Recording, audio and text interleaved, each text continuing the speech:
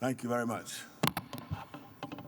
May I begin by expressing my thanks to the President and people of Azerbaijan for the warm welcome and gracious hospitality bestowed on us.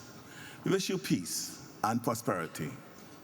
Your Excellencies, this past year has been the hottest in recorded history.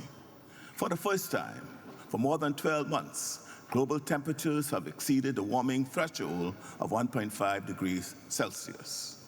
We are dangerously close to a line beyond which there is no return, a line that separates the world as we know it from a world that will be unrecognizable.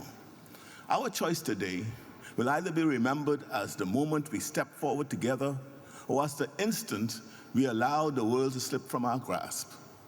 How will they judge us? Will they say we were too timid, too divided to say what we had the power to protect?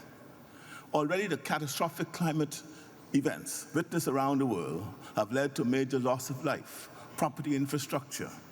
And yet, we persist in responding to these events as though they are merely unfortunate, isolated, and national.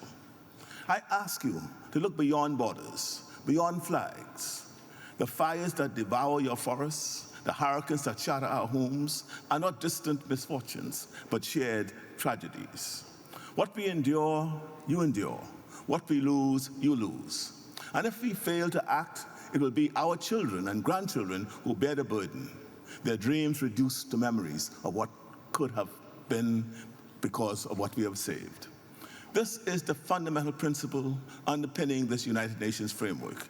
None of us can achieve a solution by acting on our own, and none of us can escape the obligation to act in the best interest of ourselves and each other.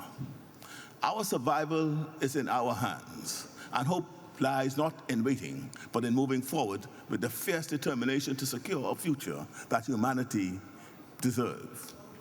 In order to protect that shared interest, now and into the future, urgent, serious action is needed to reduce carbon emissions.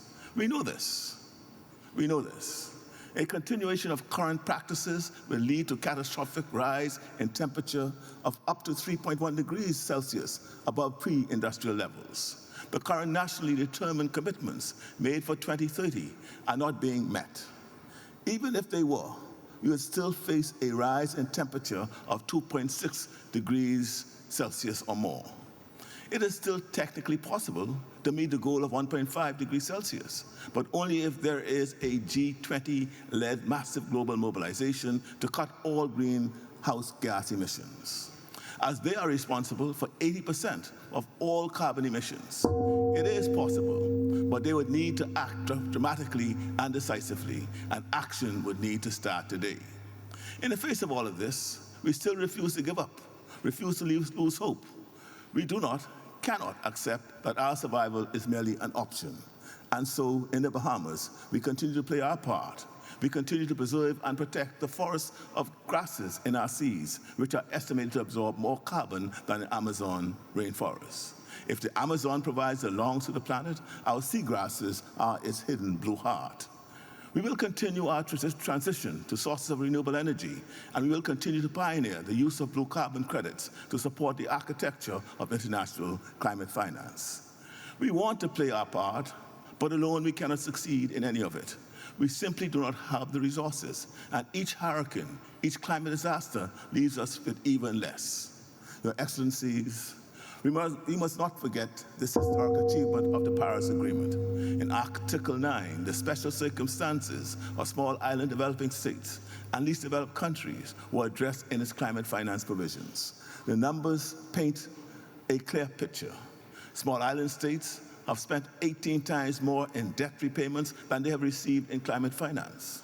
Our special circumstances require more action, not less. These provisions must urgently now be fully operationalized, along with the other funding commitments previously made. Merely describing the circumstances is not enough. And even as we now approach the 11th hour of an agreement, we are deeply concerned that some of the parties now systematically seek to erase this fundamental provision of the Paris Agreement.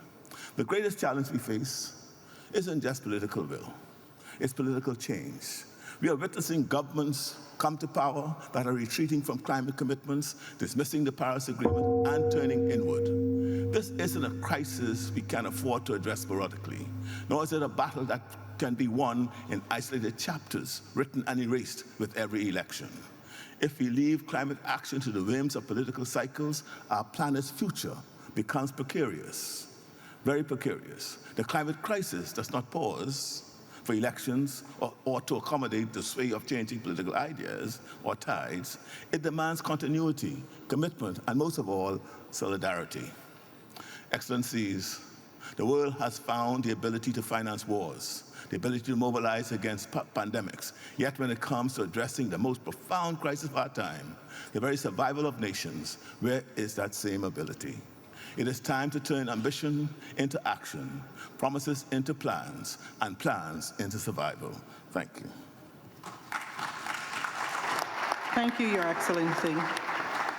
It is my pleasure to welcome His Excellency Mr. Fileti Pinatala Tio, Prime Minister of Tuvalu. Your Excellency, you have the floor.